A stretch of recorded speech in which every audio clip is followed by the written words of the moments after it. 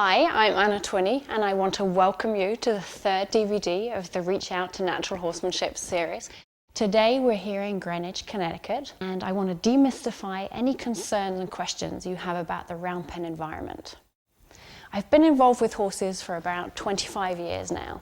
It's for the past 10 that I've concentrated on learning the communication system of the horse and discovered the value of taking what you know from the ground and taking it with you upwards onto horseback. It enhances your partnership and also your performance.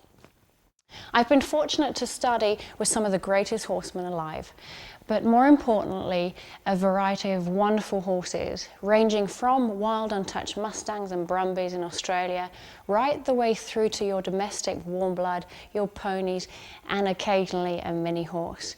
It's been a wonderful experience, and I'd like to share some of that with you here today.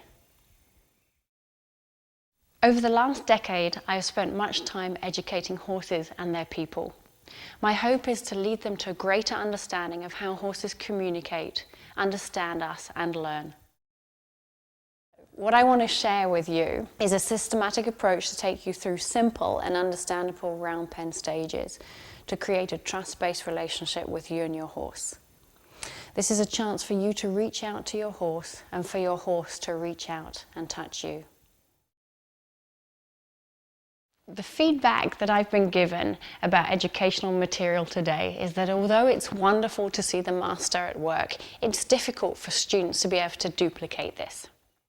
Today, you will watch a number of students learn the language of the horse, how to read horses, how to listen to them, and how to respond. Everyone has their own unique style and accent. Each of them has displayed their talents and enjoyed the magical moments of reaching out to their horse. They range in experience from novice through to professional, as do the horses. We have chosen a variety of horses for you, different breeds and ages, to bring you a broad spectrum of how the language varies for each horse and how you may alter your own techniques. You will learn about different characteristics and personalities and understand how effective the round pen can be to create trust, focus, and respect. Reaching it out to your horse creates a wonderful foundation. It's a chance to establish your role within the herd of two. You may merely want to re-establish your role as the leader. Assess a horse's character, create or strengthen a bond with your existing partner. You may use the round pen to determine your horse's health, warm up your horse, and eliminate any excess energy. Many people start young horses under saddle in the round pen or solve remedial issues. This particular DVD concentrates on creating a contract with your horse.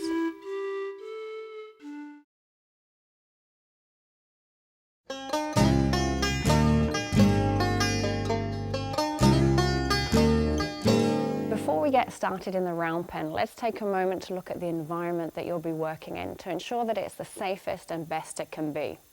I'm going to begin by describing the tools of the job for you, and I have with me a soft long line. The long line acts as an extension of your arm and can be used by either using it across your body this way or along your leg. It's a soft rope. You can throw it behind your horse, and if need be, just use it against your horse's rump and it will tap. You always keep hold of the clip so you don't inadvertently throw that with your horse. You can do actions above, which act like an animal or a bird coming from above, or you can do actions below, which will imitate animals like dogs or snakes coming from low, and it's your job to find out which one is more effective. Moving on, I also have a whip with me, and I just want to show you and point out that this isn't something that I recommend. Quite often when you use a whip, you've got a learnt behavior from your horse. They know that if you use it, that it's going to lead somewhere. And it may lead to you tapping, but quite often people are not in control of their emotions, and frustration could lead to force or violence.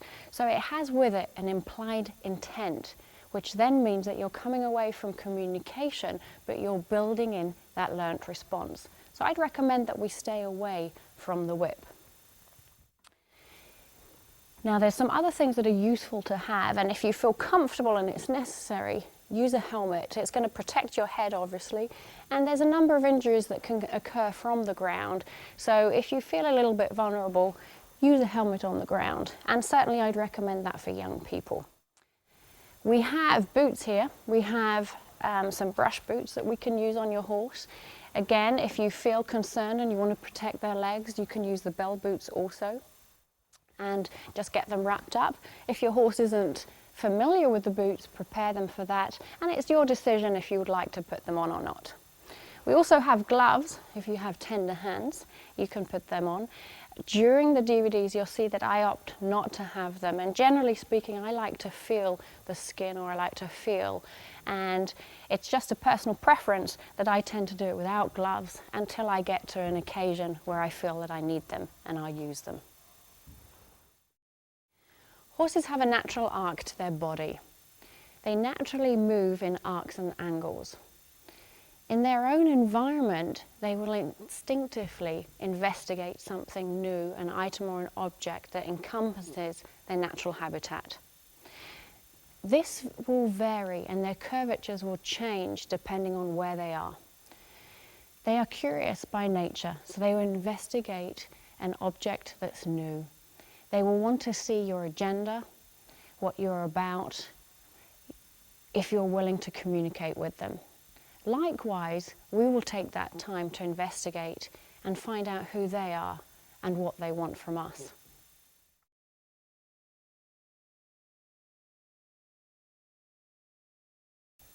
There are many different styles of round pens to choose from, and in this DVD we've selected 2 of them. They're both made out of aluminium, and they're about 50 foot in diameter. There's advantages and disadvantages to all kinds of round pens. The key to them is the familiarization and the introduction of your horse to the round pen prior to us entering it, coupled with the fact of the subsequent inducement of pressure and how your horse deals with that pressure. A 50-foot round pen allows for a multitude of horses' strides. It also gives you the natural pressure zones so that you can find out the approximate decision zone of the horse for forward motion. Using this particular round pen, it's safe with the guard. The other kind of round pen has oval rails and is also relatively safe for your horse. You want to consider the height of the round pen. This particular round pen is about 6 foot high. If you decide to use 5 foot round pens, on times the pressure can be too great for your horse and they may be looking for escape routes. So you want it to be safe with the height. You can also see down below here that it allows for an area, a gap. So it's safe for your horse's legs, but also if you're in any kind of predicament, you could get out of the round pen. Using a solid round pen can have its advantages and disadvantages. The advantage would be that there's less distraction on your horse, and so they stay focused. The disadvantage is that your horse needs to see his outside environment, and he may be a little bit edgy or concerned if he cannot do that. So it's actually kinder on your horse to have the open round pen. Using this particular round pen means that it's portable also. So you could use the panels to help you in aiding with loading a horse. It's also pretty affordable, and you could allow your horse to graze in it if you needed limited grazing. The round pen obviously doesn't have any corners. It's round. So it means that you don't get your horse stuck in a corner, and they don't feel that much pressure in that way. Quite often their perception is that they have that room to flee and that they're fine. You want to make sure that you keep that open door, that way out for the horse, and you don't block it. But it is round, and so they can move freely.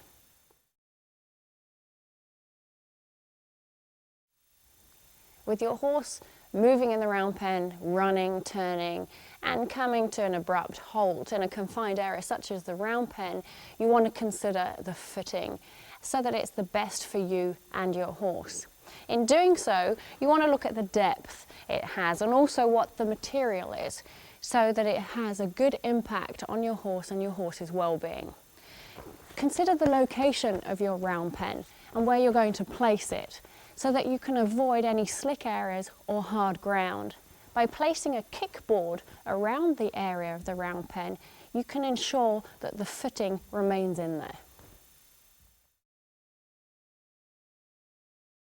It's not necessary to have a round pen at all, and you can create an area to communicate with your horse, either in their stall or in their paddock, which is their home environment, or a picadero and an arena where they can be at liberty.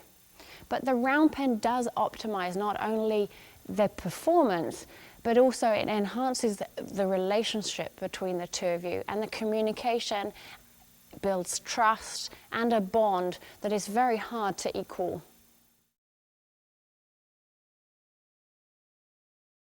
We need to evaluate your horse to make sure he's the right candidate for round penning. Generally speaking, you want to make sure that your horse is a minimum of 2 years of age before entering that environment. You need to ensure that we put the minimum amount of stress on their tendons, ligaments, or joints. If this is an area that's unfamiliar to you, you may want to consider consulting a professional such as a vet before you start putting your horse into training or starting them under saddle. Another area to look at is their general well-being, their condition. So we will look at their hooves to ensure that they're not overgrown, that they have pixie feet, or that there's a massive amount of cracks and their hooves are broken. The general well-being will also include their condition. You want to ensure that they're not malnourished, that they're starving or underweight, or indeed overweight, because this can put a lot of stress and strain on them physically. If you feel that they may have any pain issues, again, before starting them under saddle, you want to make sure that you consult a chiropractor. I would also look at their general character. Some horses are not conducive to round pen work. It could be that your horse has been abused and he carries a lot of baggage, and that he would take with him. His history will unravel in front of your eyes. You need to know if you're ready for that, to face that challenge. Young stallions or young colts would see the round pen environment as a challenge, and you need to know if you're going to be overfaced by that, or if that actually suits you and you're okay and you're ready to take that on that challenge. It wouldn't be fair to take a young Mustang or any Mustang off the range and on their first day at the home in their new environment to put them in the round pen. In circumstances like that, you need to build a relationship first, get a friendship going, and when you've got that bond, you can take it to the next level.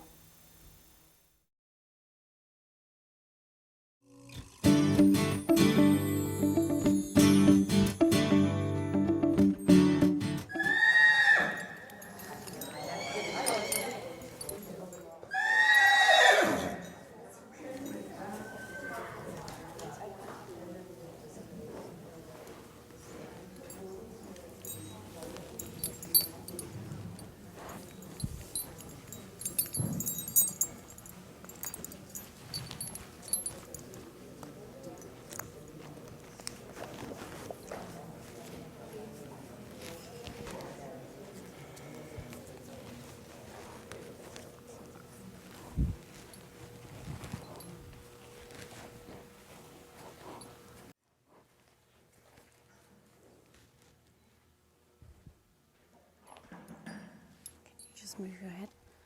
Attaboy. Okay, so this is Bob. And this is the first time that I've met Bob. I obviously know he's a Palomino. He's a gelding. He's about 8 years old. I'm not sure, Natalie, if he's a reining horse or was going to be a reining horse. Okay.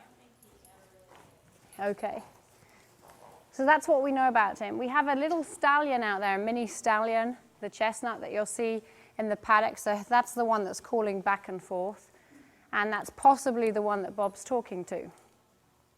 So the first thing you want to do when you have a new horse in a new environment, he only arrived this morning, so it may be a little difficult on him, is put them in the round pen to begin with. And they spend quality time in here. It doesn't mean that it's just quality if he paces back and forth, doesn't really understand it, might not be too fun for him, but at least he gets to know his parameters, he gets to feel it, smell it, in a new environment. You need to do this if you're about to communicate with a horse.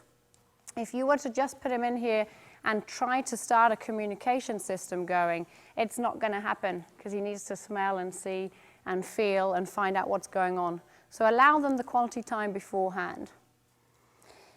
So we are about to start what I'm calling reaching out to a young horse. He's 8, and I know nothing about him, so I would like to learn something about him. And by reaching out to a horse in this environment, you get to know the personality and character. You also have a chance to create some guidelines, some rules, set some boundaries before you begin. So if he is a little bit of a nipper, we're about to find out how he learns and how he deals with life, what he has to say, his personality, etc., before we even begin to deal with an issue that we have. So using the tools of reaching out to a horse allows you to, number 1, communicate, number 2, create some boundaries, create guidelines. So you're gaining and having a contract with them. You're introducing yourself to your young horse and getting to know them. And you're able to go on to the next level, which might be to start them under saddle or deal with a remedial issue, something like that. You could use this system for a vet check as well. If you alter it slightly, you can use it to free school your horse. So the way I'm going to do it today will be to create boundaries. It's not the same as free schooling. So I'm going to use the principles behind the nature of the horse to gain a higher ranking than him. Hopefully, that's the plan. We don't know what will happen. But my plan is that I'm going to be slightly higher ranking. So often you'll hear it referred to as becoming the alpha mare. It's not necessarily the alpha mare. We have males amongst us too. So we're going to have a conversation and at least get some leadership role going. So as he's come back, we might as well start now. So to begin with, it's a nice idea to create a comfort zone in the center of the round pen.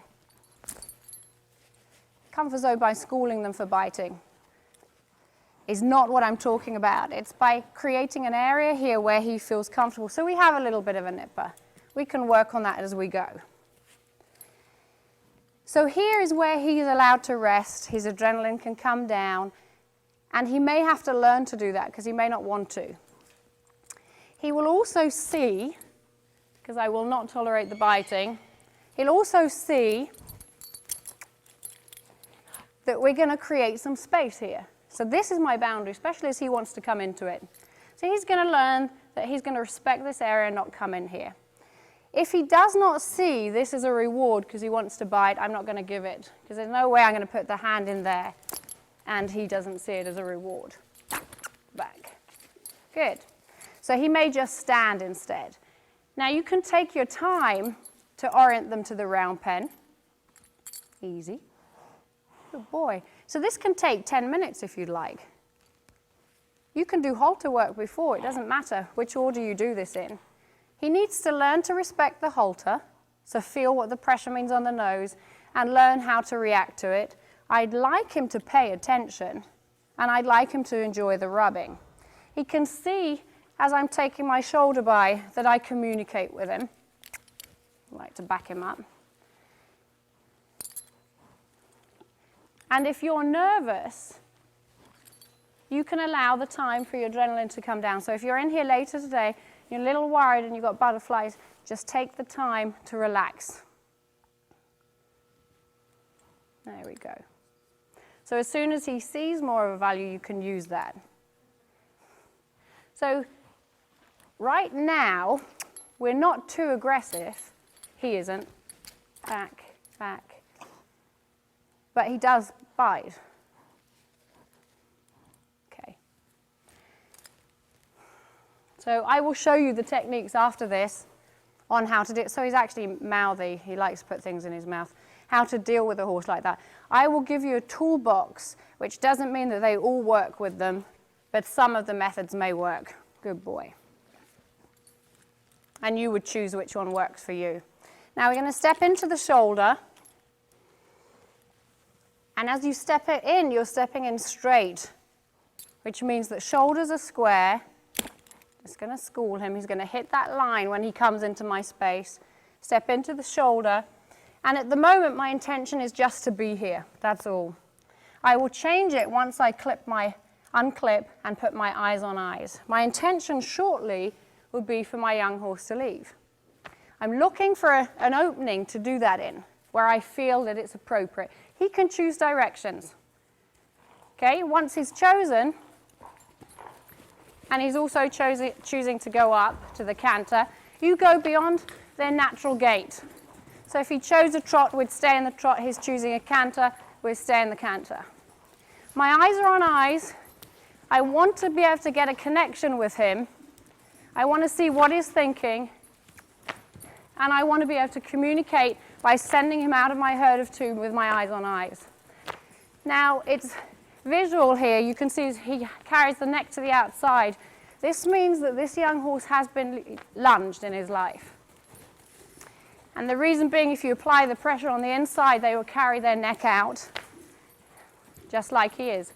We're going to travel 1/4 to 3/8 of a mile. That's about 6 to 7 revolutions. You're not counting, you're feeling. He's already asking to come in, so he's already displaying the signs of coming off the wall. But he's not going to come in because we haven't had a conversation. He's merely fleeing right now. You're choosing the gaits. You want control of all 3 gaits. Right now we have a canter. The ear is locked on, shows you that he's paying attention. And I'm changing the stride within the canter to gain the reaction. I'm maintaining the canter for the most part. Each time he puts his head in to see if he can come in, I'm asking him to extend the circle. Brought him down to a trot for a little bit. We're going to change direction by stepping ahead of him and asking him to change. Eyes on eyes, shoulders square. So he's got a bit of energy going. And he's talking, he's licking and chewing. But I want him to run right now. I want him to leave, so I'm controlling his footfall. That means that I'm deciding where he places his feet. And this is something that the horses will do. When they're in control of the feed, they will move other horses away. So I'm taking possession of each area he's in. I'm looking to use as much as I need, which means as I'm moving my feet, he'll mimic that. I'm advancing forward, shoulders are square, eyes are on his eyes. I'm using the line intermittently when I need it. If I don't need it, I'm not using it. Same as using your leg aids or a crop for forward motion. Don't use it when you don't need it. Okay, so we're traveling a little further right now. And you'll feel if it's the right amount. I want enough attention. I've probably got in the 90% up there, that ear's locked on. You want in excess of 75% when you're working with them. If you haven't got that, you haven't got enough. So he's pretty responsive on forward motion. I'm going to bring him down to a trot. Put my eyes back to his hind feet to ask him to trot. Eyes back on eyes to keep forward motion. There we go. Hand out when he asks to come in, and that will manipulate the shoulders. I like him to travel this way, so the left hand just asks him to travel to the right. Right hand will keep him out of the circle. Left hand will manipulate the hips right now.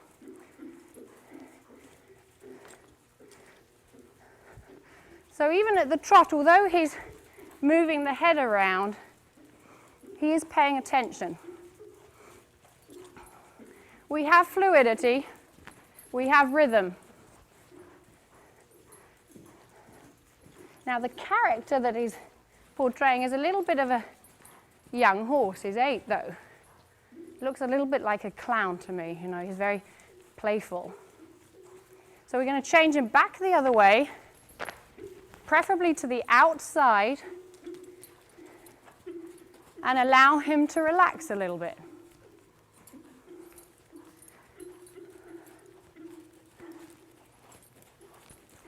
So he come in close, and naturally they will create a circle around you. Naturally they will want to come in.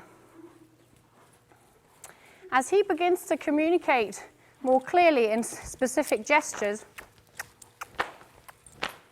good boy, yeah. I will acknowledge that by dropping my eyes in front of his nose, down below his nose. That gives him a clear indication that I'm listening to what he's saying. So he'll say, I'd like to give you the leadership by dropping my head, and I will drop my eyes down. There we go. Now, it's only as much as a blink. So you're dropping your eyes down to blink, in effect. You're dragging them forward and down. I'd like him to walk so that I can take possession of the walk too, that we have a nice, calm horse, especially if we were to start him. He knows how to canter and trot. I need him to relax and walk.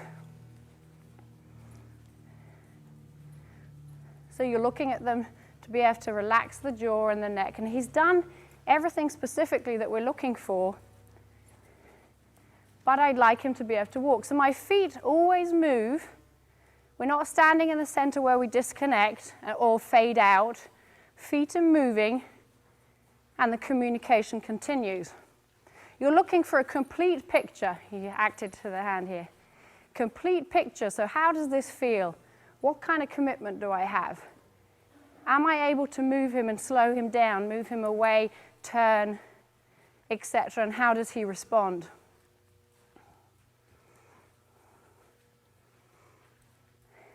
When I'm ready, I'm going to invite him in, and I will do that by taking my shoulder past his, right out in front of him when he's looking. And he goes and says, no. See that head shake? It's pretty funny.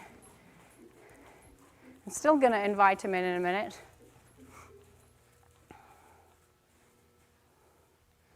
And I need to do it out in front of him so he sees the gesture and doesn't misunderstand it. Let's go out here. And when he slows, take my eyes off. So he needs to be able to look at me. He's not looking at me. So there's a big eye there, but you need to make sure the pupil's looking at you. And ask him to come in here. If they reach out, that's ultimately what you're looking for. I'd like to praise him. I will invite him into my heart space. That's heart-to-heart connection. It's not a matter of just a quick rub. It really is connecting with your horse.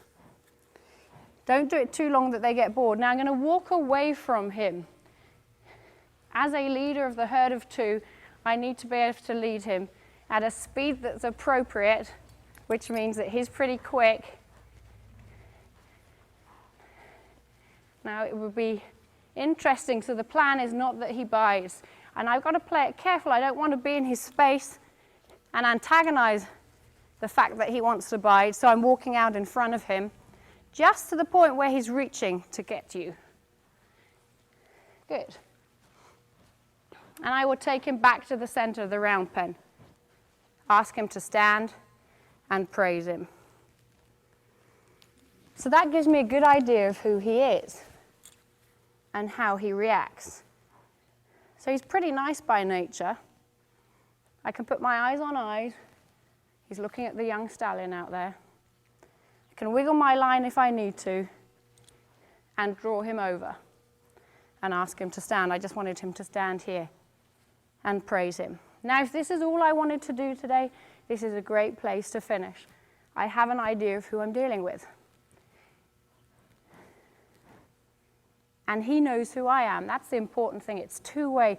He knows I can communicate with him. He knows that I'm acknowledging him. It's becoming a two-way conversation. And that would be the end. We'd disconnect, and he'd be allowed to leave. Good boy.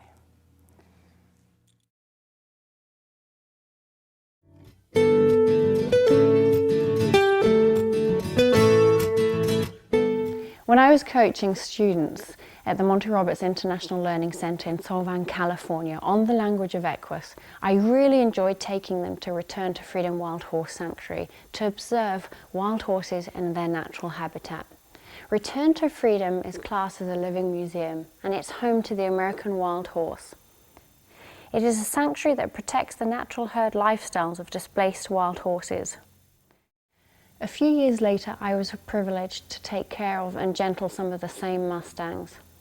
Being able to watch them on a daily basis and learn about their characters and personalities and their family dynamics was really inspirational.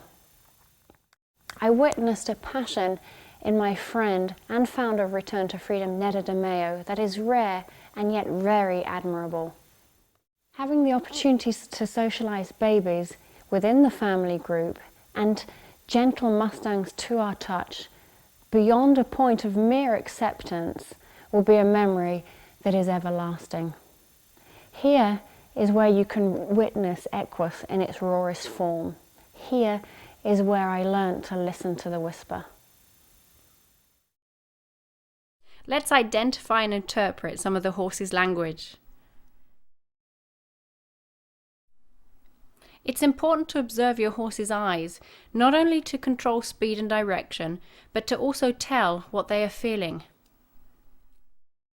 Put my eyes on to create forward motion. I'd like him to relax his trot a little bit. He would display his emotions through his eyes: fear, concern, happiness, relaxation. They also need to be paying attention to you to be able to respond, as this is a non-verbal language. Escalating and de-escalating of signs and signals allows for the smallest signal of communication to be clarified and carry the subtlety and grace. Looking for her to explore this direction, and she's using the line. Beautiful turn, beautiful turn. She snapped the eyes forward and needed very little more. This horse is telling you that Sarah's working on at the optimum point. If she puts her eyes forward and steps ahead, the horse is turning. You've also got the rhythm going and the speed, so she's right on that bubble of back and forward where the girth area is. Now, don't use the line if you don't need it. If you feel you do, I'm not saying stop. If you feel you do, use it, but make sure it's not a habit that you're in. Okay? Well done. Have one turn. We're going to turn her back when you're ready. Good job, and forward motion. Well done. Nice sensitive girl. Good. Did you take your eyes off for a moment? Okay, I wondered. So you can look at the horse and you'll know what the person's doing. She likes the eye contact. She's so sensitive to those eyes that she'll turn, but not only that, she will stop if you take them off. So Sarah, you're noting that because your acknowledgement may not be taking the eyes off, all right? If you drop your eyes, the chances are she might come in. So keep the connection with the eyes and acknowledge another way. Good, get that rhythm going again. His ears study where he's receiving information from. The inside ear is rotated towards you in what I call a locked onto me position. I would recommend that this is at least 75% of the time or more. Ideally, you're looking for 100%. This tells you that your horse is paying attention to you and listening to what you have to say. The outside ear will focus on motion and sounds from outside the round pen. The ears will also reflect emotions, how a horse is feeling at any time. If they're flat back, he may become aggressive. If they are perked forward, he's paying attention to something in front and alert.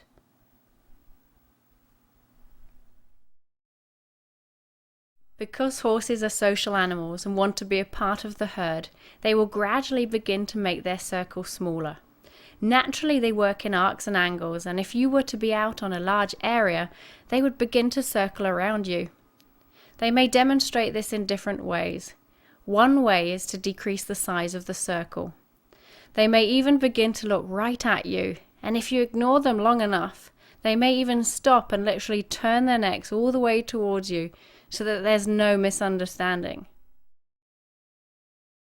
Horses make many communicative gestures with their mouths. They will begin to lick and chew, sometimes opening their mouth, other times keeping the jaw closed. This gesture shows that they are relaxed. It also means that they're herbivores, and if they are in a place to eat, they're safe and we're not doing them any harm. You may have observed this gesture when young make this motion out of respect for their elders, known as clacking or snapping. It's a sign of submission. It's also a sign that he's understanding and digesting information that he's been faced with. He also may bar his teeth when he's aggressive, or grind his jaw out of confusion and frustration. Horses will also communicate with their feet. They may kick up their heels with joy, buck with pleasure. They may kick out when threatened, in defiance, or when they feel that your request was too loud. Horses will also gesture with their head, so any change of their head position is significant. Spanish and Arabian horses are known to throw their head around, which can be interpreted as confidence, pride, or a moment of obstinance. They will also lower their head and pin their ears, making a snake motion to drive another horse. Holding his tail up high can show you that he's excited, full of energy, and willing to move forward. On the opposite end of the scale, if a horse holds his tail tight towards his rump, he may be intimidated. The higher the horse's head, the more the horse is alarmed and prepared for flight. They need their head to be up high to focus on objects in the distance, and lower down to focus on objects immediately in front of them. When they carry their head lower and almost to the ground, the horse is at his most subordinate and relaxed. In this instance with Albie and Jessica, Albie is reluctant to leave and prefers to stay in the center of the round pen relaxing, rather than being put to work. He shows his disdain by shaking his head, and although it's lower to the ground, he really isn't giving up his leadership right now, as the rest of his body language indicates. Because he's experienced this process before, he's trying to say, I already know what you want, and I don't want to do it. We're looking for our horse to offer to lower his head. Any attempt to do this needs to be rewarded by a release of pressure. For example, dropping your eyes to below their nose, slowing down your walk, or not moving your line for a moment. If you inadvertently miss this gesture, your horse may refuse to lower his head for you. This is generally the last gesture your horse makes. It's often the most difficult one, and on times you may need to reach out to your horse on more than one occasion to earn his respect.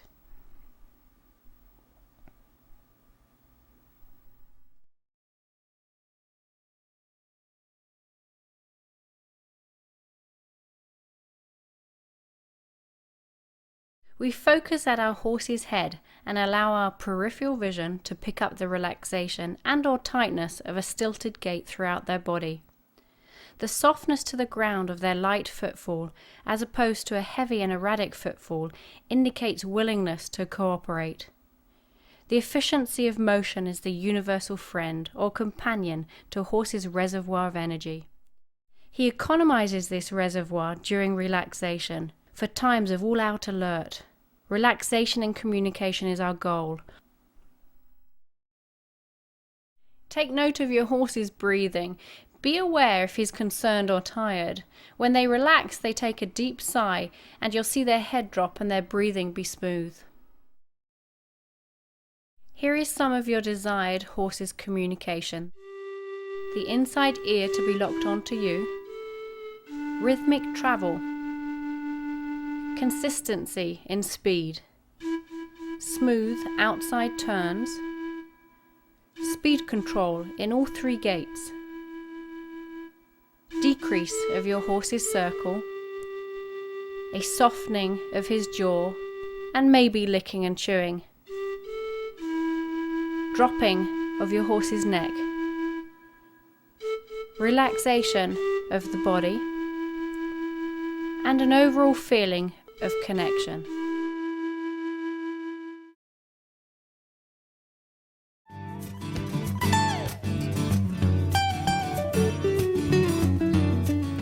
Natural horsemanship is simply knowing and understanding the natural behavior pattern of horses.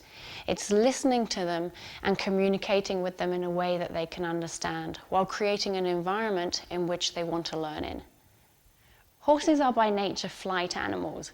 That means that they will naturally flee from anything that concerns them. If in a round pen environment, that could be about 7 to 8 revolutions, although you shouldn't count, and it's something that should be done by feel.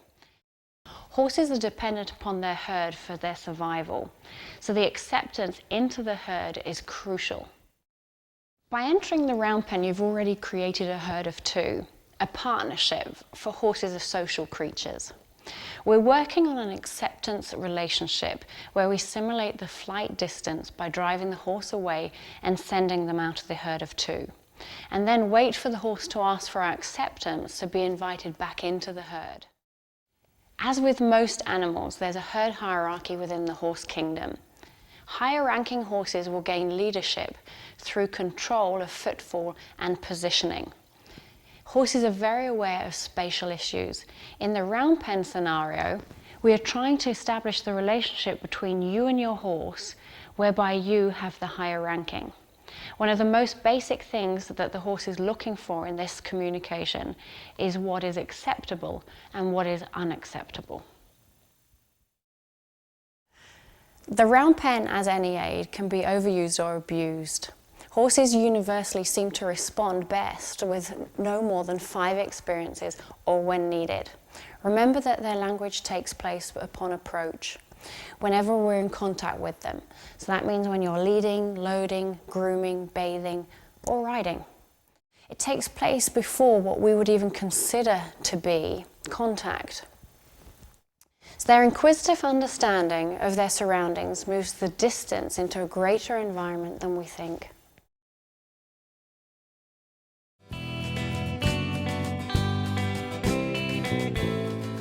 Before we begin to break down the individual steps of creating this contract with a horse, let's look at safety for a moment. We're not able to move as quickly as horses, but if we can place ourselves in a safe position at all times, we can prevent injury and harm to both ourselves and our horses. To help you understand how you can influence your horse's speed and direction, let's look at the pressure zones and safety procedures.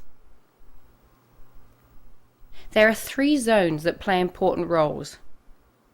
The first one is the blocking zone. It denotes the area in front of the horse's girth. When placed in this area, you will either cause a horse to slow down, stop, or turn away from you. The driving zone is located behind the horse's girth area. Getting big in this area will cause forward motion. Finally, the kick zone. The horse's kick zone is the distance that his hind legs will travel and really surrounds him like a bubble. The 3 pressure areas also surround the horse. In each area, pressure has a different effect. The first one we're going to name area of awareness. In this area, the horse is aware of your presence. He may acknowledge you, but does not make any decision as to whether to stay or go. For a Mustang on the range, this could be as far as 1.5 miles away, compared to a domestic horse that may take note of you just from 100 yards. As you come a little closer towards the horse, you enter the area of decision. In this decision area, the horse does precisely that. He's faced with a decision whether he wants to graze or stay, or if he needs to flee. A wild horse will consider the degree of the threat, whereas a domestic horse will consider if he wants to be caught. It's in this area that we have the ability to drive the horse forward and influence both speed and direction. The area of interpressure is the one that's closest to your horse, and it may vary from 1 inch to even a few feet away. Horses are by nature interpressure animals. That means that they will naturally lean into anything they perceive to be pressure. This phenomenon has developed over many years, and it's a large part of their survival trait. By leaning into the predator without pulling away, waiting for that moment of a slight release so they can flee, they protect themselves. The interpressure zone can work for or against us. Attempting to drive a horse forward when within this area, though, will cause them to either stop or even shut down.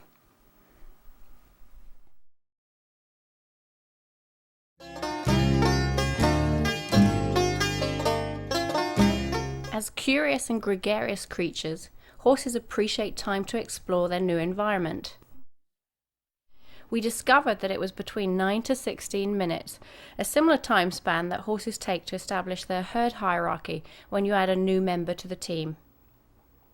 Generally speaking, they will determine the parameter of the round pen, arena or paddock. You'll see them investigate any unusual objects, smell the ground for predecessors, and kick up their heels while running around and expending excess energy. Once they feel comfortable and safe, horses may roll and enjoy the chance for self-adjustment, or merely to scratch an itch and feel the sand against their skin. It's a precious time, and when it comes to communicating with them, it would be much easier for them to pay attention.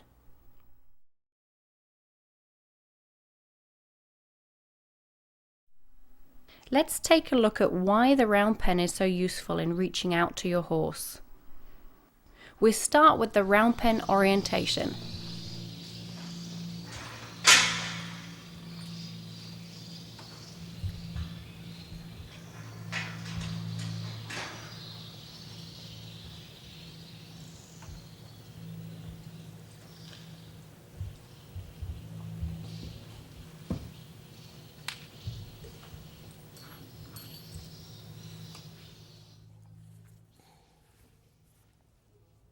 So I'm going to take this guy to the center of the round pen, and although he's done his own orientation, I'm going to do another one because it will incorporate many different aspects. So not only will I show him the parameters of the round pen, but we're also looking at the first introduction of body language. We're looking at creating space and creating a comfort zone here in the center. So I'm going to begin with showing him north, south, east, and west. Take my shoulder by, which would be the introduction, and he's listening pretty well. I'd like him to go out of my space. So I'm just going to back him up a little bit and tell him that this is my personal space that I'd like him to respect. And I see he's distracted a little bit, and I can acknowledge that, but I'd like him to pay attention. And this orientation can take as long as you feel it needs to take. It doesn't need to be a matter of procedure, of going around 4 different directions. It can take 5 minutes if you need it to. As I take my shoulder by, my eyes will not be on his eyes. Here we go. Boy. My eyes will be down. He's finding that hard because of the horse coming in over there. Yeah. And that's okay. So we've got a visitor. My eyes will be down, and I'll look at his chest or his body in order to realize what's going on there. At the same time, we're creating rest here, so there's a lot of praise on the forehead, which he doesn't really mind if we do it or not, but also praise in the center of the pen, because I want him to know that this is where it's going to be quiet. Now you're gauging how long you want this to be. He's a lot softer just then.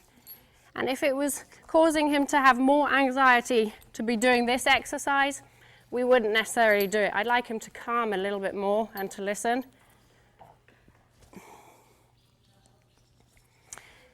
And then we shall begin.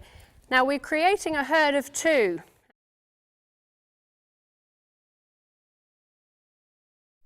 During my travels, I occasionally come across people who like to label horses and who find it difficult to connect to them for one reason or another.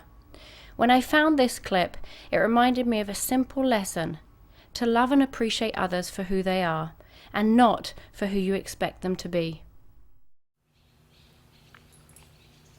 That's good. It's really nice.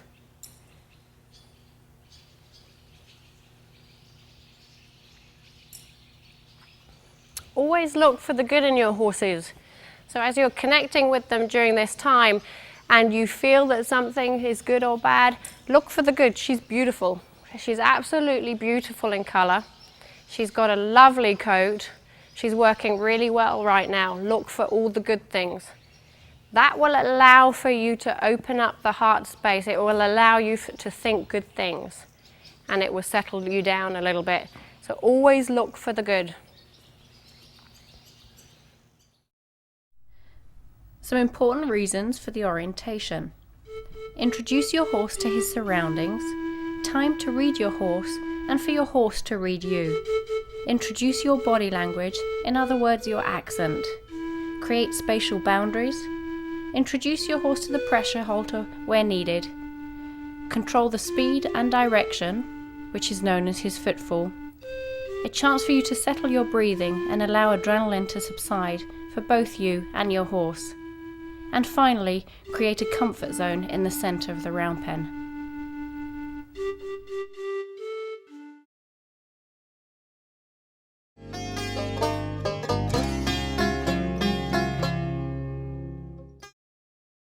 Here are a few helpful hints in preparation for your round pen experience. You want to leave your baggage at the door. Keep out preconceived ideas, work at a comfortable level, and stay fit. Use visualization techniques, be creative to encourage forward motion, use as little as you need to achieve the incitement. Listen to your horse and hear him whisper. Breathe naturally and comfortably. So in this segment, you'll witness the importance of a clean breakaway. In other words, how to create a go button from your horse. What to look for in your horse and how to become assertive in order to create the forward motion needed. To begin with, you'll see Rainbow, Connection and I. And Rainbow is a 2-year-old thoroughbred colt that was started under saddle during the clinic. You can see more of him on the first DVD, Insights into Natural Horsemanship. And what I'm going to do is unclip in a moment, and I'm going to ask him to leave the herd of 2. Now I can either look for him to make a mistake, meaning that he gets distracted and doesn't pay attention, and send him, oops, and it clicks right under his bottom. Here we go.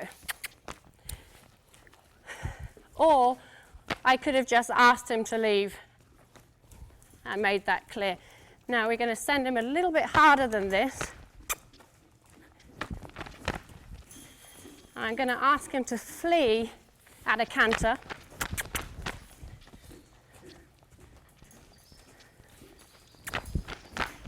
Mainly because he finds it pretty easy to work, so it's not going to be an awful lot of pressure if he canters. Or strides out at a trot. There we go. So as we work, we're looking for him to explore this direction, about 1/4 to 3/8 of a mile.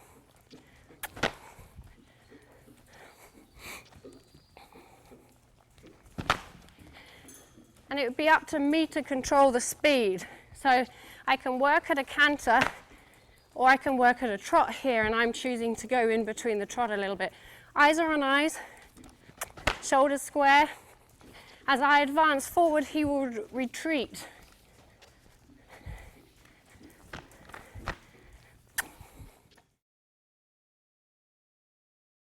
To provide you with some clarity, here's Freddie demonstrating the desired driving position. Step back from your horse at a 45-degree angle from your horse's head behind their shoulder into the driving position.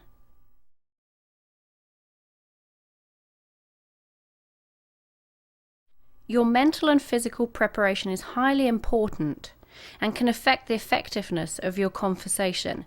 Set yourself and your horse up for success.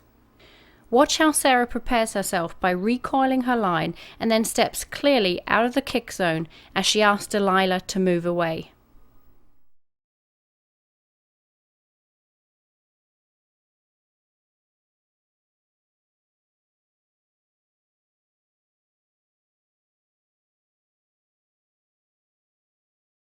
Nice.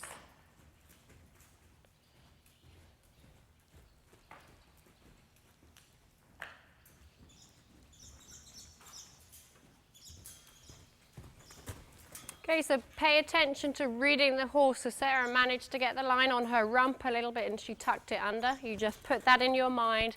She could react to the line when you start her. She's a 3-year-old ready for starting, and she tucked that backside in. A lot of fillies will. That's their instinct to kick at the back. Reaching out to your horse is just the beginning. The following day, Sarah started this young filly under saddle. The importance of the guidelines and boundaries that had been laid out the day before, combined with the trust-based partnership, led to a successful training session. Keep her walking. Now get actively involved so she does walk without getting into the kick zone. And that's pretty nice. Ian is about to unclip from Callie. He steps confidently into her near side shoulder, unclips correctly with the left hand, thereby placing the coils into the right hand. However, by stepping backwards in a straight line away from Callie's shoulder and then later continuing with arcing motions which led into a circle through his body language, he actually asks her to follow him. Watch how this gets corrected. Send her off. Good. Good job, eyes on eyes. Well done. So we gave her the choice. She's going to talk pretty rapidly here. We're going to bring her up to a fast trot or a canter, Ian. And you're going to find whichever way it takes to do that. If it takes you a little more, that's fine. Good. And when she's cantering, relax. Well done. And if it means half a lap, that's fine. And then you'll ask again. And you'll gradually get more. If you feel that she's losing you a little bit, then you wouldn't ask for it. But make sure that at least you can get it if you need it. And again, and again. Good job. Well done. Good. She's very cute. How much attention do you have? Keep 40, 50? think. Okay, keep your eyes on eyes and keep an awareness about you, about that ear and everybody else as well. That looks pretty locked on right now. She's just done 2 laps with it on completely.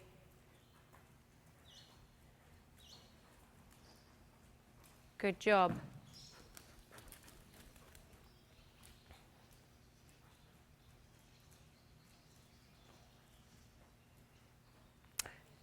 When you're ready, change directions, not at the door.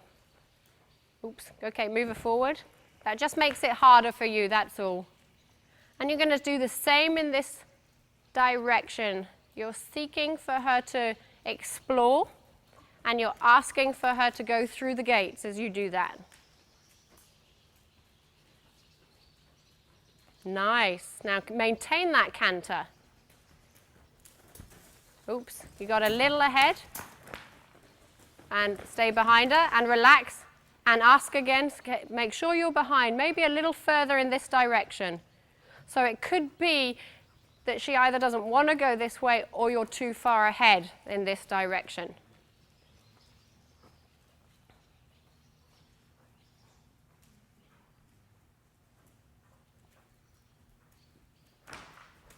Good job. Ask, well done. And ask gently again. Just gradually get up to the canter. When you're ready, gently. Good job. See how nice that was when you mellowed a bit?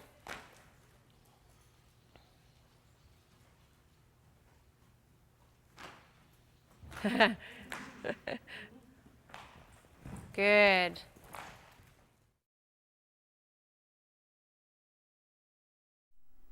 Keep attention on Spellbound's rhythm. When Brooke uses the line to create forward motion, he free lunges himself. However, as Brooke alters her technique and slaps the line across her body, Spellbound frees up to communicate.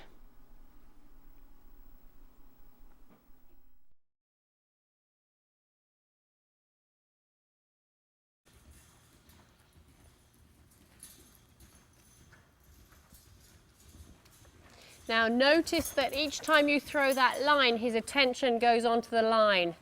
So his ears are going back to the line, which will cause him to slow down a little bit. So you could maybe slap it across your body. There. Can you feel the difference? Yep. Okay. Good job. He flicks up the sand nicely. There.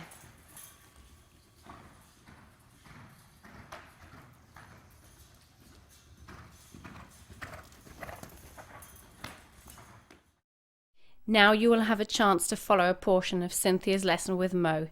Notice Cynthia's lack of intent and drive to begin with, and how this develops over a short period of time.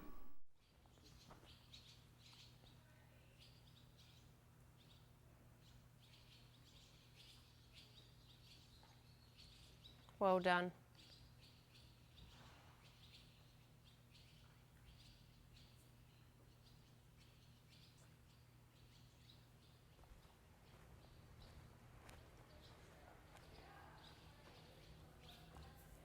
That's it. Keep your eyes on eyes. Go towards the hind end a little bit because he's going to swing in. And project that intention that you'd like him to go. Keep your eyes on eyes. And get the forward motion. You're fine. Good. Nice and easy. And he's choosing that direction, so tuck in behind him a little bit without getting closer. And you're going to ask him for a trot and then a canter. Stay towards the rump a little more. And ask him from there, albeit sending the line out or putting the line across your body. It doesn't matter. And see him moving. Good. Cynthia, see him moving forward. So visualize that. See him cantering as well. And you're going to ask him to canter.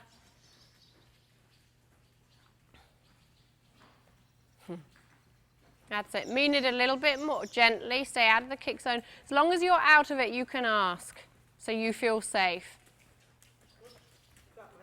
Yep. That's fine. Good job. And bring him up to canter. You're going to ask him because he's going to object, but gradually bring him up and then mean it. When you make that mind up to do it, stay with it until you achieve it. Stay behind the shoulder, you're a little ahead. Good. Now make it happen. So you can put the line across your body, throw it all at him, stomp your feet or kick sand, project that energy. And see it occurring, all these things. And if it means doing them all together, then do that, rather than one by one. And again, make it happen. You've got half a lap to do it in. Make it happen. Make it happen. You can do it. You can do it. Do it again. He's picking up the speed, but do it again, and again, and again, and again. He's objecting, but stay with it. Stay with it. And again.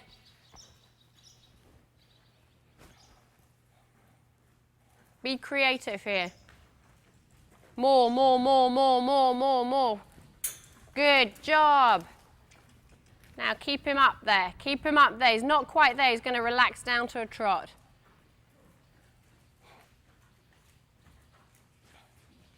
Good. Now drive him forward. Drive him forward. Little more. He's so relaxed at this canter, he drops into the trot. I can tell you if he had a line behind him, he'd move. So it's definitely in him. It's a matter of if he feels he needs to use it.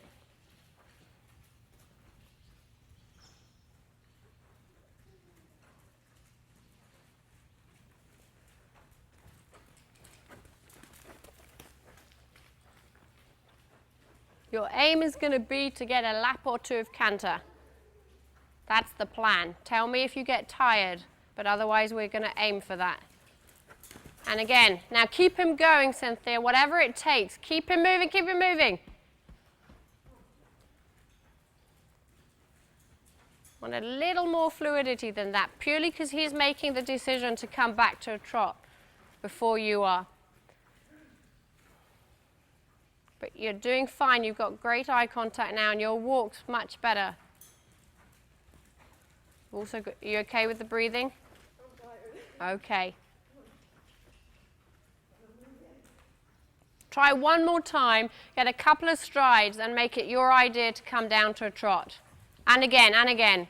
Make it happen now. Blast that energy at him. You can do it.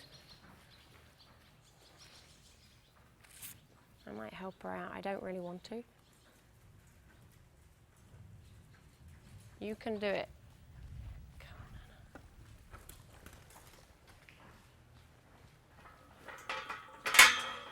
Let's just help you out here. Get this guy moving. Get here in the center. Just give me that line and stay with me. Stay with me. See what this guy has to say.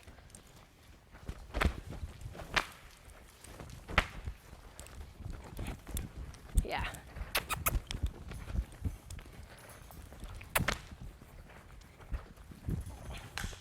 Yeah, to you too.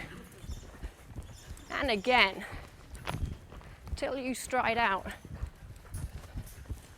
Good job.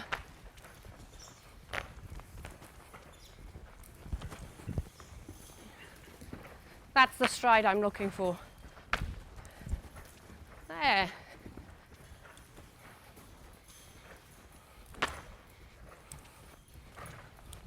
Not my idea. Keep going. Good job.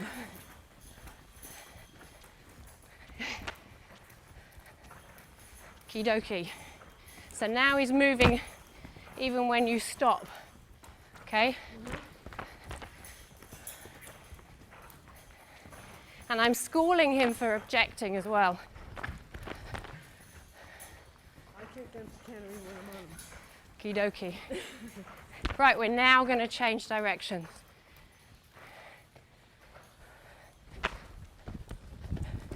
Yeah, you are going to change. Okie dokie. And up to the canter. Yeah. Now he's getting the idea. Okay, stay with me.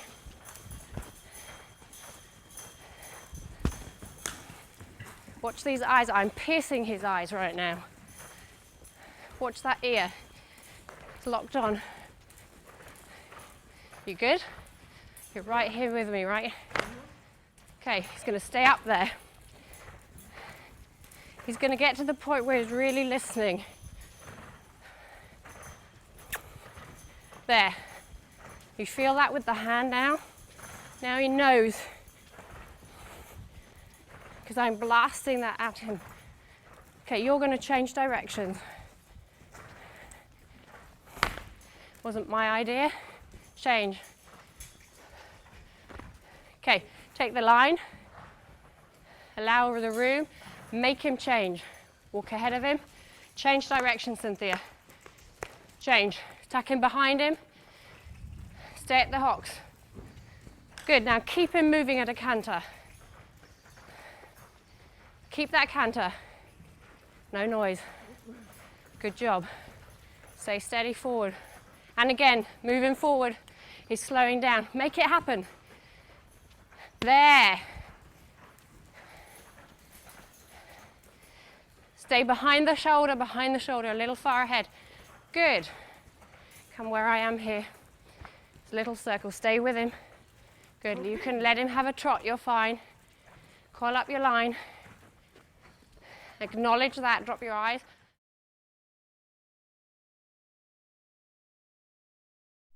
Tips to moving your horse assertively. Keep your shoulders square. Place your eyes on your horse's eyes.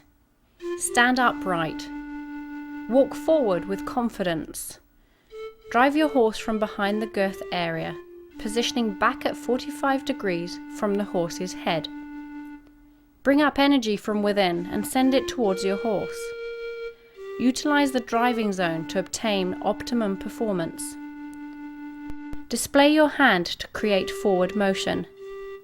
Use the hand closest towards the horse's head to move his head and shoulders. Use the hand closest towards the rear to drive his haunches.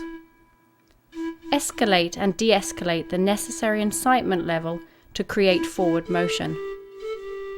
Use aids such as the line as an extension of your arm.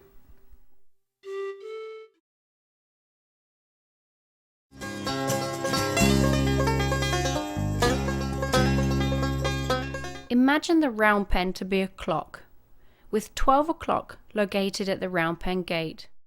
This can often act as a magnet to the horse. You want to prevent turning your horse in this area. There are mixed thoughts on which way horses should turn when they are in the round pen. Having observed Mustangs, I found that they do not like to expose their hind end to anything that causes them concern, but rather like to keep an eye on their subject. My belief is that the turn towards the round pen builds trust. I've also found that if horses are unsure in this environment and are likely to attack, it's often front on. By advancing towards your horse's head in a straight line, with your eyes and body blocking forward motion through an invisible laser beam, you turn your horse away from you. Allow about a quarter to half of the round pen to execute this turn. To cause an inside turn, you release pressure by arcing in front of your horse. The wide S-like curve will encourage your horse to step forwards. Once forward, you close the space to create forward motion. Let's watch as Freddie prepares for a turn and creates a classic S-bend. Se va a caminar enfrente del caballo, ¿ok? Entonces se va a preguntar para cambiar, pero no se pone su espalda. Good. Acknowledge that communication, just so the horse knows we're hearing him. So drop the line or something. Drop something. Now straight towards his head. Straight towards his head. Caminar del cabeza del caballo. Se mira su caballo, preguntar para cambiar. Un poquito más, Freddy. Let's show in this turn, because we've had about 4 of them now. Go in my position. Easy. Trot a little bit. Not too close. And in a minute, turn him out, away. Straight line towards the head. So step ahead now, go over there. Go over here, good, towards him. There, that's it. So you're going round, not round, straight. Yeah. Good boy, Hammer. Easy, easy on him, just easy. In a moment, Ian will ask Callie to change direction. Neither one is entirely sure about the request, and Callie turns to question him. Ian pauses, and then with a moment's hesitation, follows through with the request. Albie has just explored his flight path in one direction when Jessica prepares for a turn. Although he is lowering his head in a relaxed manner, as if to relinquish his leadership, Albie is about to challenge Jessica when she asks for a change in direction. Only when you feel certain that you can effect the change will you remain in situ. If you have any doubt or feel concerned for your safety, move away and try again later. This is an intuitive feeling, and by working with more and more horses, you will develop your own feel. Some horses are not always paying attention, while others initially require more notice. On times they want to own that piece of ground and run through you. Determine what your horse is saying and how to respond. As Jessica continues, it becomes more apparent how Albie feels. Keep the forward motion in the walk, just draw your eyes back to the, that's it, and change direction when you're ready. Step ahead of him, well ahead of him. Let him go. Good, he's going to challenge that then. That's okay. Allow enough room next time, and once you've got half of the round pen, step ahead of him and be assertive. So about now, step ahead and make the change, Jessica. Make it happen. Lovely. Step behind him and drive him forward. Okay, once he gets the idea of who she is, she can reduce the amount of time that she's going to use with the round pen. It doesn't need to be quite so much. I personally would want another turn. Generally speaking, you have 2 turns during this procedure. I would want another turn with him because that was the nicest one we had, and I'd want it to be a little better. So anytime you want, do another turn. Allow enough time and turn. Good, make it smooth. Interesting, interesting. We're going to do another turn. So move him forward. So he's a little reluctant to listen to the turn. He's very willing to listen to the speeds, but he doesn't want to give her the leadership on the turns. Acknowledge some of the communication. What you're going to say is, I get it that you're talking. I get it that you're going to give me part of my leadership, but we've got some issues we need to resolve. So you acknowledge, and then you ask for forward motion. On the turn, bring him to a trot and then ask for a turn. Be very clear on it, just like you have been. Nice and clear on the turn. Straightforward and make it happen. Look at that little challenge he has to put in there. Good.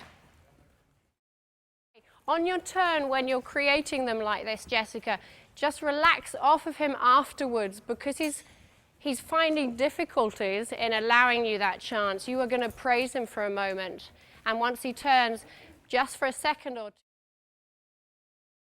In this final clip, Rainbow Connection comes towards me when asked for a clockwise turn. He turned outwards when travelling counterclockwise. With all things considered, be aware that horses can be one-sided. We have left and right-handed people, and we have left and right-sided horses. Your horse could be one-sided. He could also be stiff or suffering from an old injury. This will be highlighted during the reach out process. Be open to changing your plan and checking your horse's health before labouring the issue. Here are the tips to cause outward turns. Move in a straight line towards your horse's head. Allow approximately 1/4 to a half of the round pen to create a safe turn. Do not pinch the energy. This means that you cause a situation where the horse feels that he needs to bolt through a tight and unforgiving space. Follow through with the turn and maintain forward motion. Experiment with the sensitivity of your horse. Use as little as you need to turn your horse. Begin with your eyes, your body, the distance, and finally the line.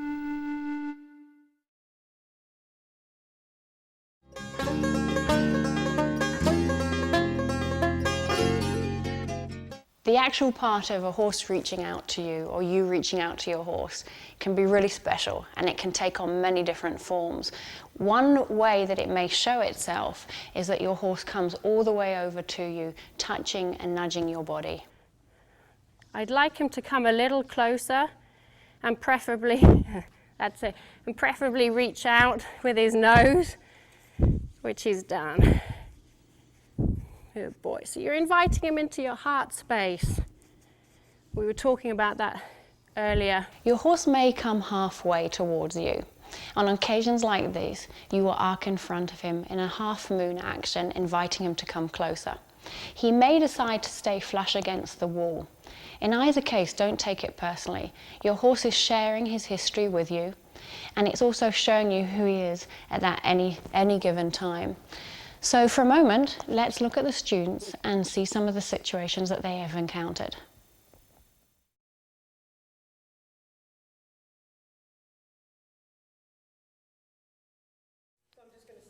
You're going to change the line into the left hand, and you're going to invite him in, Cynthia. Walk in front of him, take your eyes off, and wait there. Walk in front of him so he sees you. In fact, you're going to turn. He doesn't know where you are, so walk in front of him and wait there. Let him figure out that you've done an invitation for a moment. That's his first acknowledgement, really. Now he's just tossing up between the green and the outdoors or you. So as he does that, you're going to begin your arcing all the way to the round pen wall. Look at him and turn the other way. And wait there. You haven't got much to work with in that area. So carry on walking. Good. And just wait there. And try another arc towards the round pen wall, turn in towards him, get the attention, and walk away. Beautiful. Stop there. Stop and reward him, Cynthia. Give him a lovely rub, turn and face him. Invite him into that heart space. With a little more impulsion, Sarah may have been able to draw Delilah off the wall and closer towards her. That's beautiful. See the ears on, so the eye's going to follow.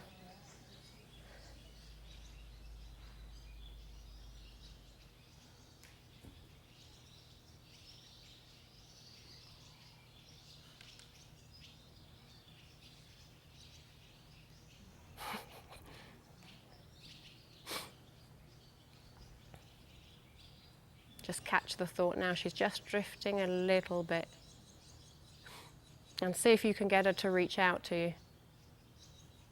And touch. There we go. Nice. Nice job.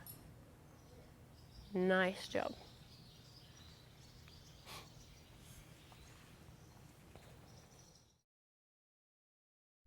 Brooke's invitation to Spellbound takes on a slightly different form as she uses her body language for clarity and needs to block his actions. Due to his impatience, Brooke includes arcing to keep his focus. Turn the other way and just block him for a moment so he realizes, stop there, take your eyes off his eyes. Turn your shoulder this way a little bit more. There. Now wiggle your line to gain the attention of him and put your eyes on. Now take them this way and wait a moment. Just wait. Put your eyes on eyes again. Know when his eyes are going off. Wiggle your line. Put your eyes on eyes. Shoulders a little square. Get a step ahead of him. Block him. This is interesting too. Okay, watch the kick zone, watch the kick zone. Easy. Just wait there. Now let's watch this. Now begin arcing. So he's a little impatient on this section. Arcing towards him and come the other way. No further than that with this horse. Good, come the other way and wait there. Just wait there. He's going to come. Gosh, arc a little bit more. Get his attention. Wiggle the line too. Come the other way in a minute. You're good just there. There he is. Good. Give him a good reward. Keep your eyes down. Well done. Jessica prepares to go passive and invites Albie to join her. By stepping out in front of your horse, facing them head on, you state, "Please stop," and stand in situ. When Jessica takes her shoulder by in a fishhook-like action, Albie takes that step towards her. Wait there. Stop there. Begin your arcing. Wait there. There, he's reaching out, kind of. You can take that stand for square in front of him and give him a good rub without looking him in the eyes. Square in front. That's it. Bring his head back round so he doesn't lose attention. You want his attention on you. And just praise him. There will be times when you begin to arc around your horse, gradually making your way closer towards him. If you feel it's appropriate, go right up to their head and provide necessary reassurance through touch. Give them a rub on their forehead.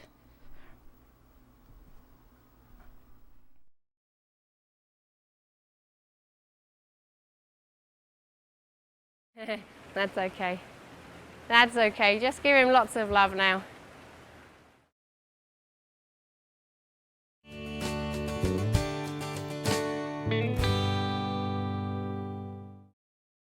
Now that our horse has allowed us to touch him between his eyes, we're going to turn and walk away to show that being close to us is really safe. We enhance this behavior by reinforcing through touch and a release of pressure by walking away. You can trust me and you can trust this, is what we're saying. As you walk away, you will walk like a leader, all the while having awareness through your peripheral vision of where your horse is. Walking in a clockwise direction picks your horse up, and by creating a figure of 8, you give input out of both sides of his brain. He can trust you on a right curvature and on a left curvature, as he experienced on the edge of the round pen through the communication. Most pure instinctual communication takes place on the right side of a horse's body, especially domesticated horses, as they've been handled on the left side so much, be it good or poor. You might have observed this without realizing during the reach-out conversation. Cynthia demonstrates a close connection between her and Rollo, followed by a clear example of how to disconnect and give your horse quality time after a round pen session. This close connection verifies the strength of our reach-out, and yet some simple movements and gestures will alter your horse's response, like it did here when Cynthia looked back into Mo's eyes, stopping his forward motion. Nice job. Nice job. Horses find the right-hand turn quite difficult. It's as though you're leaving them hanging when you walk away from their near side. Any kind of hesitation in the rhythm of your walk will cause them to react and stop. You're looking for that clockwise direction. Good. Feel the connection. When you're... Nice timing. Go ahead with your turn. Go ahead with your turn. Oh. Good job, Sarah. Yeah, go with your intuition here. They find that other way so difficult. So when you feel it, try again. Believe it, believe it, believe it, believe it. There you go. So she can't hesitate on that turn because the horse will hesitate. So you've got to believe it. Well done. Stop and rub.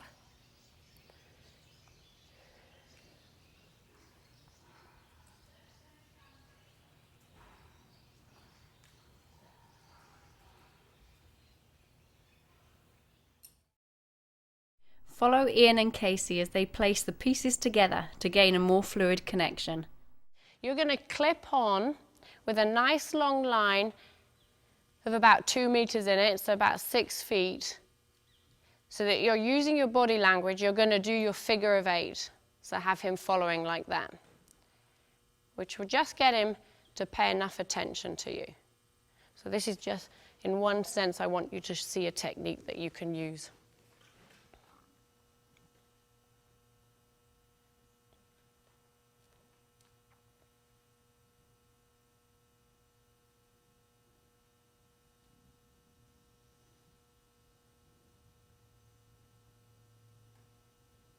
Nice long line. You'll just walk off, and as you walk and do your figure of 8, what will happen is if he's not paying enough attention, he's going to hit that line a little bit, but you're just going to walk. And if he's there, right there with you, because he gets very nonchalant about it, he'll figure out that this is what we're looking for. We want that connection. Good. Carry on walking. See, he's going to talk you into the center being the comfort zone. So we know that and he knows that. And he's going to get you to walk around him. So realize that that's what he wants and don't give it to him. That's it. And he will become smoother and better.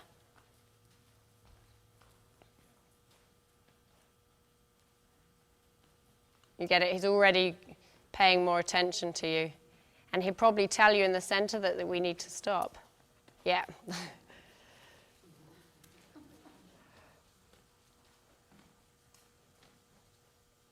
Good.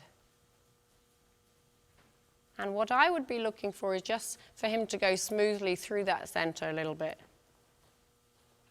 There, you got it. And then take him to it and finish and have some quality time.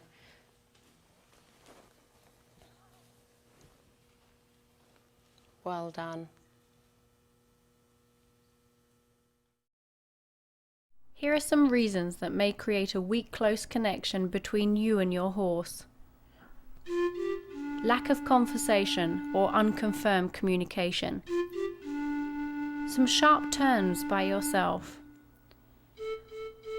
Walking away in a straight line from your horse. Your horse may walk to the middle of the round pen for rest. Some conflicting body language, or your eyes may block. No adjustment to your horse's speed. An untimed left-hand turn. Some tenseness and lack of trust in your own ability.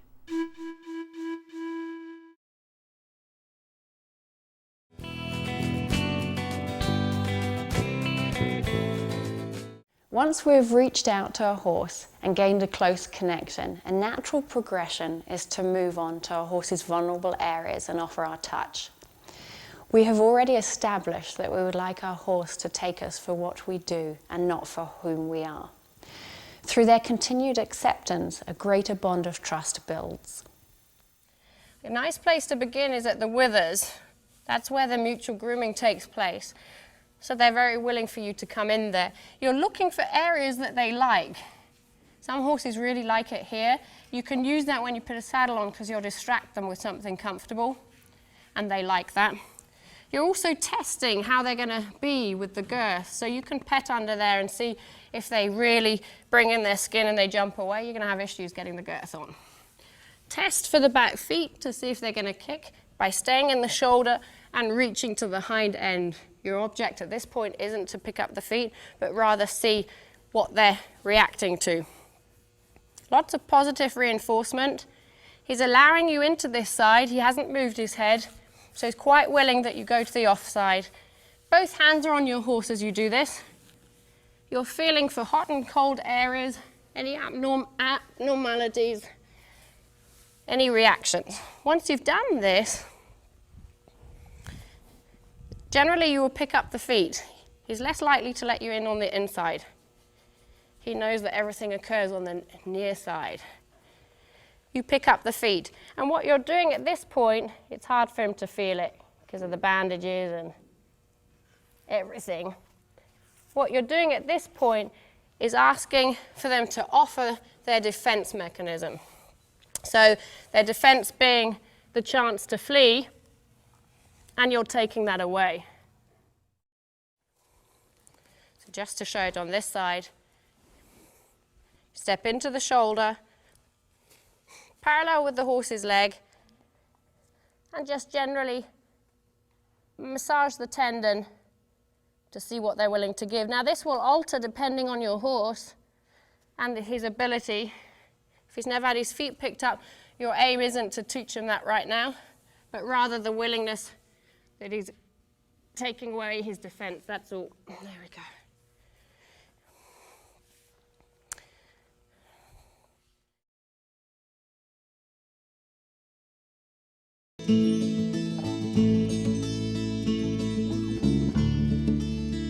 Quality time normally takes place after the training session.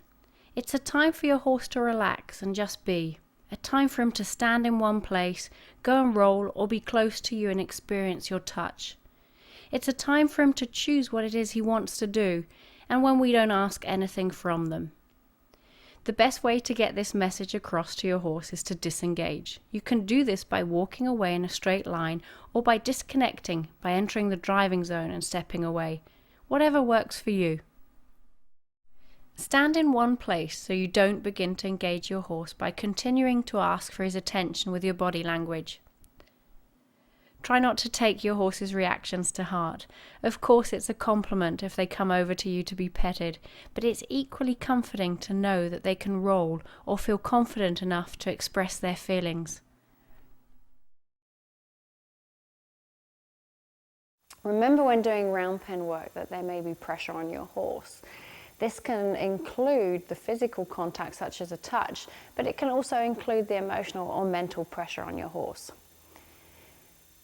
Pressure takes on many forms, such as the location of the round pen or a place within the round pen. It can include our presence, the physical line, the long line, and preparing your horse for round penning is the key. Create a relationship through everyday contact with your horse, and through your contact, trust will build.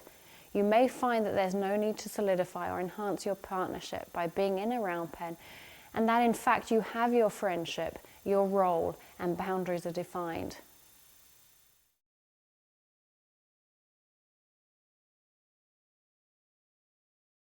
My hope is that this DVD has shed new light into how you can communicate with your horse through a trust-based relationship. I have astounding conversations with horses in the round pen. By creating this foundation and taking the conversation from the round pen into everyday life, we have been able to improve on thousands of horses' lives, and so will you.